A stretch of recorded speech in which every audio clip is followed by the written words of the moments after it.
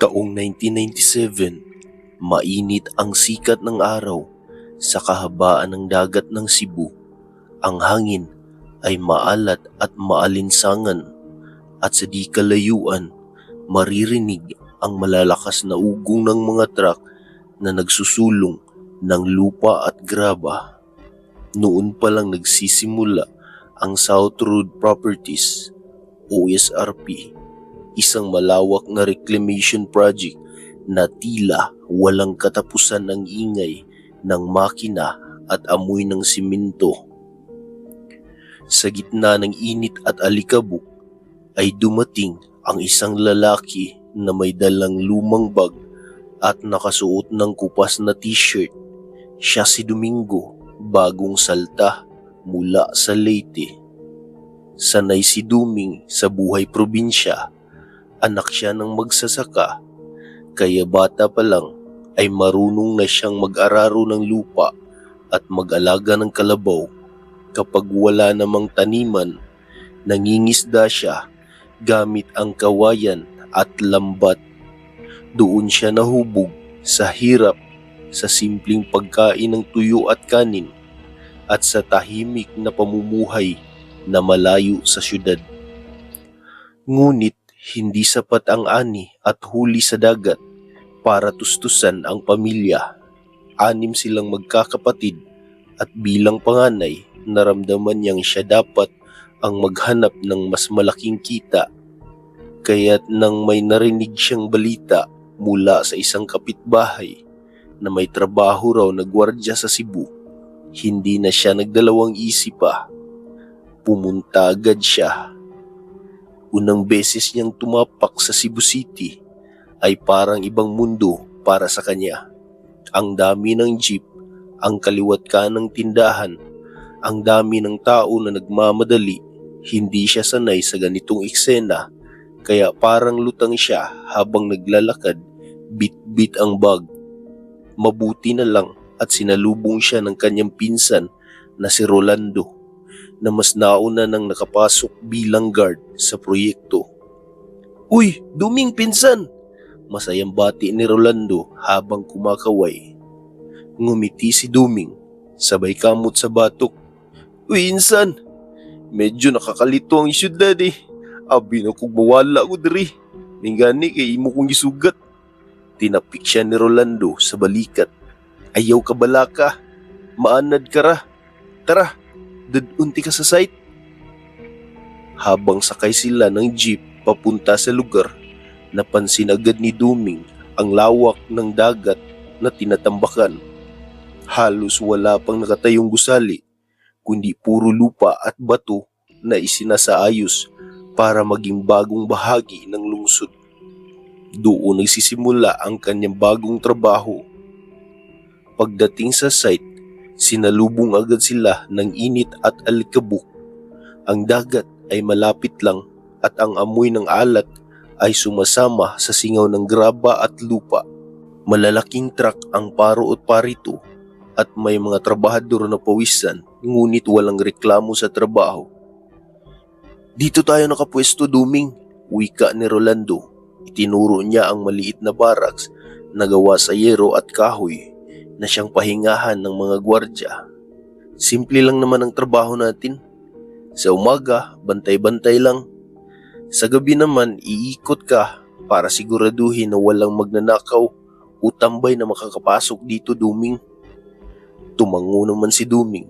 Hindi man sanay sa trabahong ito, mas mabuti na kaysa walang kita. Ngunit bago pa siya makapagpahinga, seryoso ang mukha ni Rolando. "May isa lang akong paalala sa iyo, insan." "Ano yun?" tanong ni Duming. Itinuro ni Rolando ang dagat. "Basta huwag kang palaging lalapit sa tubig kapag gabi. May mga sabi-sabi kasi na may syukoy raw dyan." Napakunot noo si Duming. "Ah, syukoy? Yung parang tao na isda?" "Oo, matagal na raw na nandyan.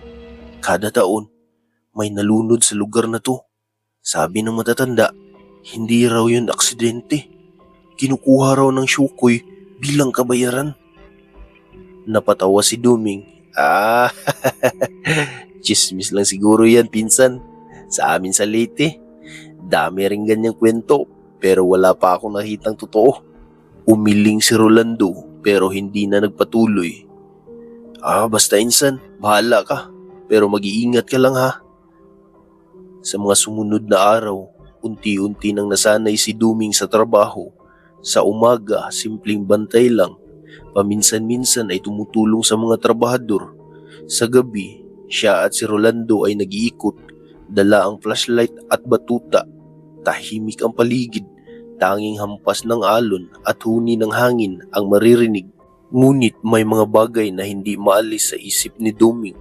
Kapag gabi, napapansin niyang parang may mata na nakamasid mula sa dagat.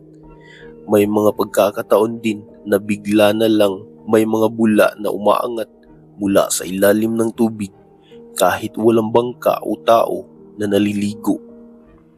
Isang gabi, habang nag-iisa siya sa ronda, bigla siyang napahinto. May narinig siyang kakaibang tunog mula sa dagat.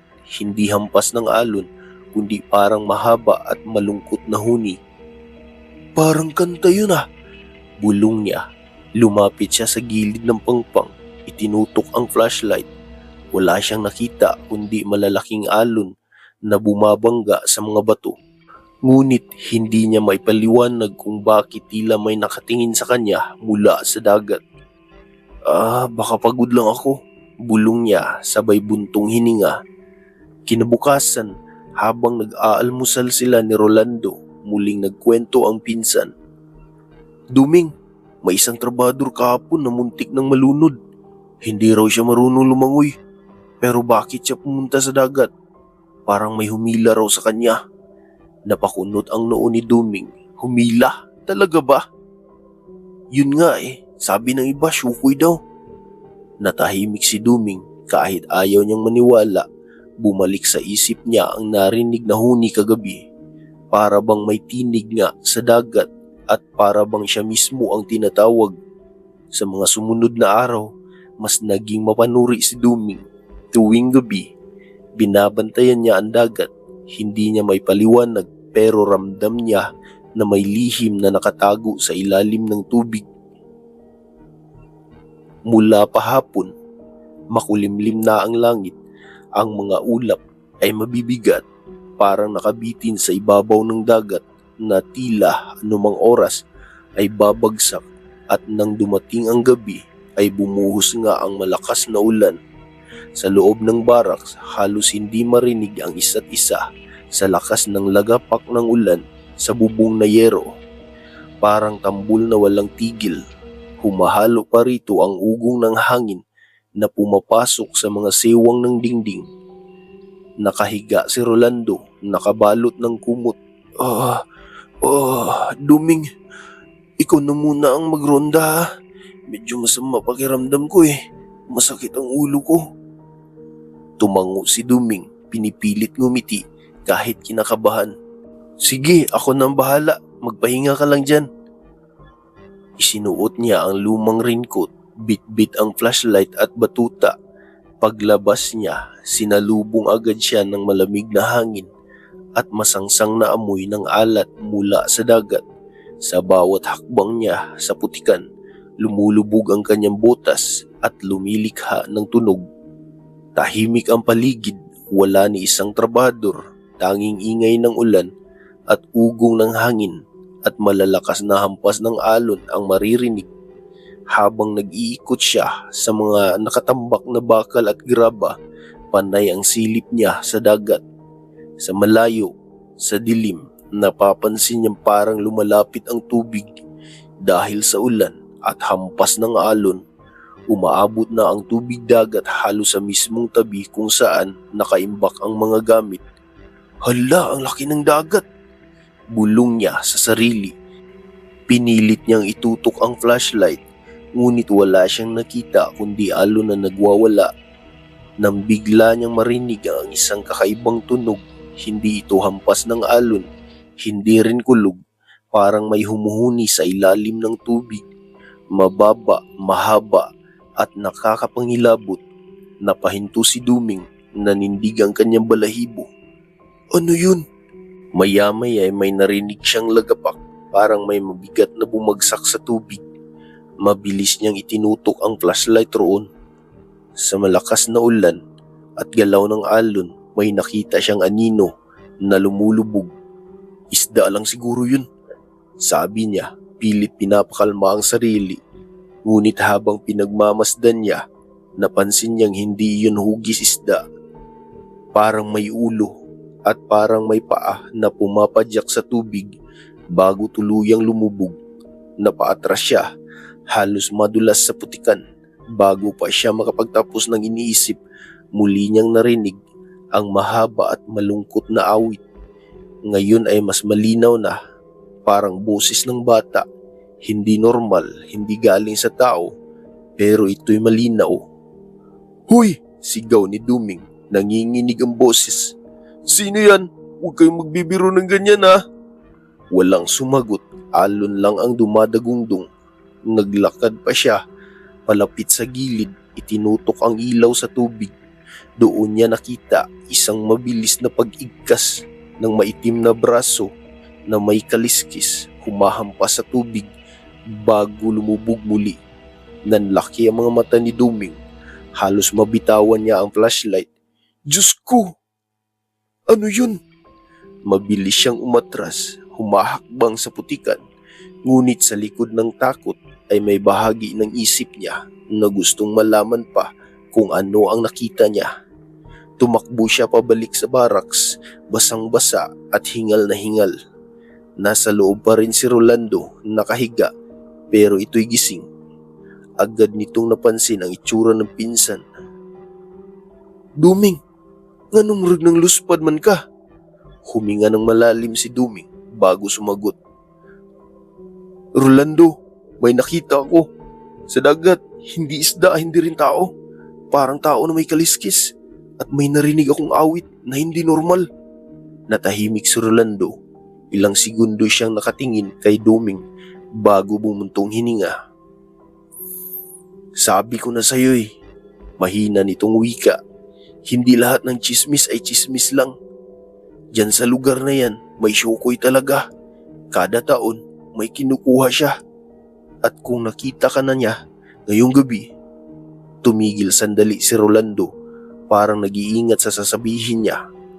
Baka hindi na siya tumigil hanggat hindi ka na niya makukuha. Nanlamig ang buong katawan ni Duming. Hindi na ito simpleng kwento, hindi na rin haka-haka. Nagsisimula ng magpakita ang nilalang na tinatawag nilang syukoy. Pagkatapos ng gabing maulan, pilit na pumikit si Duming sa higaan, pero hindi siya dalawi ng mahimbing na tulog. Paulit-ulit sa isip niya ang awit na parang iyak ng bata at ang braso na may kaliskis na nakita niya. Sa wakas, nakatulog din siya, ngunit hindi payapa. Sa kanyang panaginip, nakita niya muli ang dagat.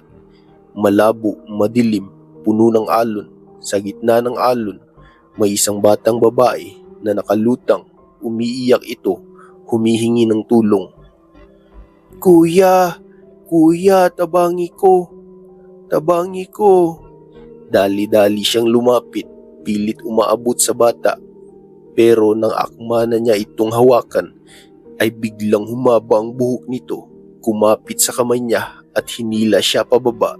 At sa ilalim ng tubig, hindi na bata ang nakita niya, isang nilalang na may mabangis na mata, matatalas na ngipin, at katawan na kalahating tao, kalahating isda. Napabalikwas si Duming ng bangon, pawis na pawis kahit malamig ang hangin. Nanginginig pa ang kanyang kamay. "Bangungot lang to, bangungot lang." Pilit niyang kumbinsihin ang sarili. Pero sa kaibuturan niya, alam niyang hindi iyon basta bangungot lang. Kinabukasan, tuloy ang duty nila. Medyo humupa ang ulan, pero madilim pa rin ang langit. Ang dagat, bagamat hindi na gaanong malakas ang alon, ay tila may kakaibang katahimikan. Parang nakikinig. Habang nag-i-inspeksyon, lumapit si Rolando kay Duming. "Pinsan, mas maganda siguro dapat dalawa talaga tayong magroronda sa gabi. Pasensya kung hindi kita nasamahan kagabi ha. Masakit talaga ang ulo ko at nilalamig ako noon. Tumango si Duming, halatang may kaba pa rin. Oo, tama ka. Pero Rolando, sigurado ka ba talaga? Syukoy nga yun? Hindi lang imahinasyon ko. Umiling si Rolando. Hindi mo yun imahinasyon, insan. Talagang may syukoy talaga sa lugar na ito.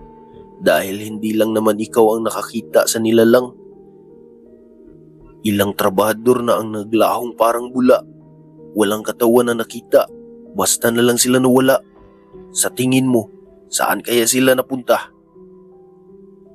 Hindi na nakasagot si Duming. Bandang 11:00 ng gabi, magkasabay silang nagroronda.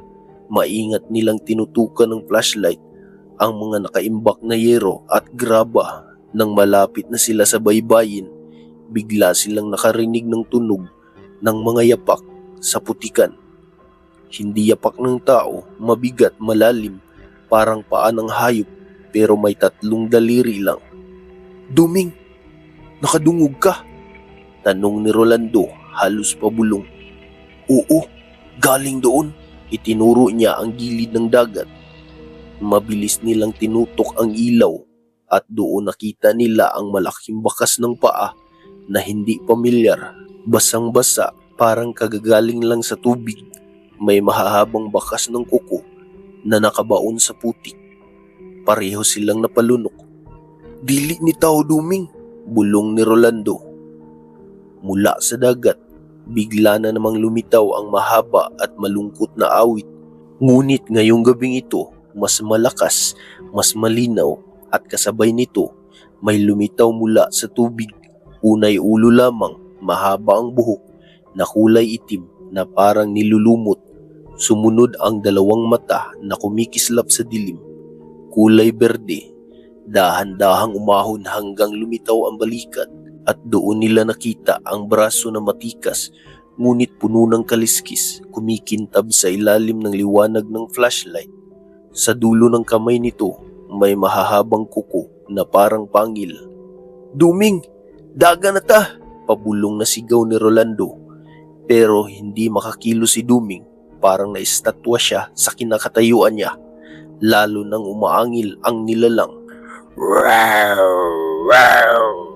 Garalgal nitong tinig, parang halos boses ng bata at matanda. Mabilis silang kumaripas ng takbo pabalik sa barracks. Ngunit bago pa man sila makalayo, narinig nila ang malakas na buhos ng tubig. Parang may higanting tumalon mula sa dagat. Paglingon nila, nakita nilang nakalabas na halos buong katawan ng nilalang.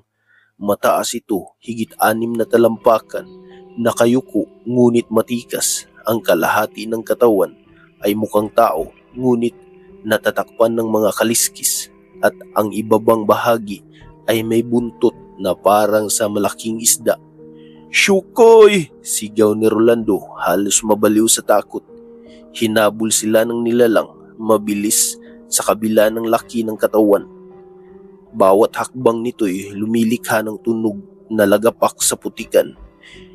Nang makapasok sila sa barracks, dali-dali nilang isinara ang pintuan at itinulak ang mga kahon para harangan. Nanginginig silang pareho, halos hindi makahinga. Sa labas, narinig nila ang pag-ikot ng paa ng syukoy sa putik. Mabigat, mabagal, ngunit malinaw na hindi ito umaalis hanggang sa marinig nilang muli ang nakakapangilabot na awit. Magdamag na hindi nakatulog si Duming at Rolando matapos ang gabing tinangka silang habulin ng syukoy. Habang nakaupo sila sa loob ng barracks, kapwa sila nakatitig sa pintuan. Hawak ang tigisang flashlight na para bang iyon na lang ang natitirang sandata nila laban sa dilim. Duming, mahinang bulong ni Rolando. Kung ganito na lang lagi, wala ko kabalo kung kaya pa na ako ni. Basin unyag mga matay tagway oras aning trabaho. Ngumiti si Duming ng pilit pero halata ang takot. Pinsan, hindi ako papayag na basta na lang tayong lamunin ng takot. Kung totoo nga na nilalang ito ng dagat, dapat nating malaman kung bakit tayo napunteriya niya. at kung may paraan para makaligtas. Umihip ang hangin sa labas. Ang dagat ay tila may dalang lihim na mensahe. Kinabukasan, dumaan ang isang matandang nangangalakal sa tabing dagat. Habang nagkukumpuni ng mga tabla, lumapit ito sa kanila. May dala siyang lumang rosaryo at nakatitig sa dagat. "Mga iho," sabi ng matanda, "huwag kayong palaging nakatambay malapit dyan. Ang lugar na yan, matagal nang may bantay. Hindi lupa ng tao ang tinatabunan ninyo. Lupa ito ng dagat." Napalunok si Duming. Lupa ng dagat? Tumango ang matanda. "Bago pa man nagsimula ang tambakan, may mga istorya na. Kada taon, may kinukuha ang dagat bilang kabayaran. Bata, matanda, lalaki man o babae. Wala itong pinipili. Ang sabi ng mga ninuno, isang nilalang na tinatawag na Shukoy ang nangunguha." Parang biglang tumama ang lahat ng sinabi ng matanda sa isipan ni Duming.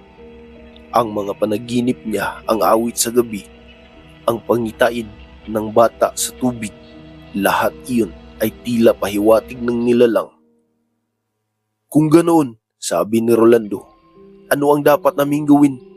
Ngumiti ang matanda, ngunit mapait. "Wala akong kasiguraduhan, pero isa lang ang alam ko. Ang dagat may sariling batas. Hindi ninyo ito matatakasan. Ang tanging magagawa ninyo ay ang harapin ito." Dumating ang gabing pinaka nakakatakot. Malakas ang hampas ng alon, parang may bagyo kahit wala namang ulan. Ang hangin ay humahampas sa mga baraks at bawat tunog ng tubig ay parang yabag ng halimaw na dumarating. Magkasama sina Duming at Rolando sa pag-iikot. Tigda 2 batuta lang ang dala nila, pati flashlight. Walang baril, walang itak, wala kundi sariling tapang lamang ang dala. Habang lumalapit sila sa gilid ng dagat, biglang dumadagundong ang lupa mula sa ilalim ng tubig. Lumitaw ang nilalang, hindi na ito kalahati lamang ng katawan. Buong anyo ng Shukoy ang nakita nila, matangkad, matikas, nangingintab sa kaliskis. Ang mga matay kumikislap na parang apoy sa ilalim ng dagat.